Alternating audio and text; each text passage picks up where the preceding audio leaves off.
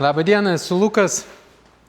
Tai trumpai noriu papasakoti apie mūsų parduodamą automobilį GLE Coupé.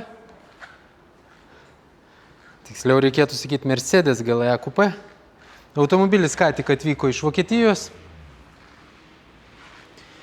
Labai dailus, juodas, su AMG paketu. Įkraunamas hibridas, benzininių variklių. Labai tvarkingas kėbulas, jokių duobelių, nieko. Atlikome automobilio kėbului poliravimą, kad naujajam savininkam būtų malonu į automobilį žiūrėti.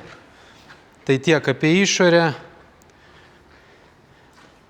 Gražus Mercedeso ratlankiai, geros būklės, labai minimalūs pažeidimai. Taip, tai pusiau odinis salonas, juodos lubos,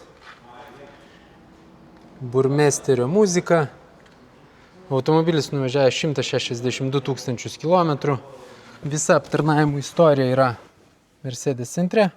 Labai tvarkingas, nesutrintas vairas, salonas jokių pažeidimų neturi, lygiai taip pat kaip ir kėbulas.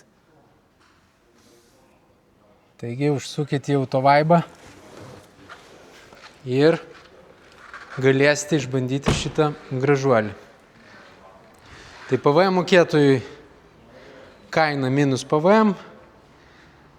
Manau, kad įmoka su likutiniam vertėm suksis apie 450 iki 500 eurų per Swedbanką.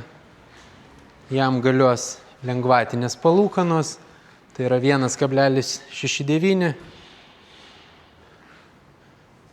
Ir įsitraukus likutinę vertę tikrai galima su labai nedidelė įmoka turėti tokį gražų Mercedesą. Dar parodau bagažinę.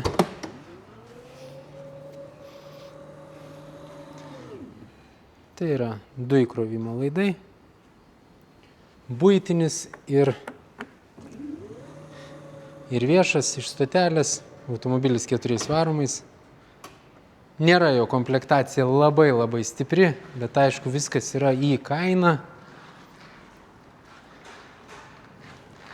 Multibeam žibintai su asistentu, galinio vaizdo kamera, burmesteris, juodas, AMG. Šiaip visko užtenka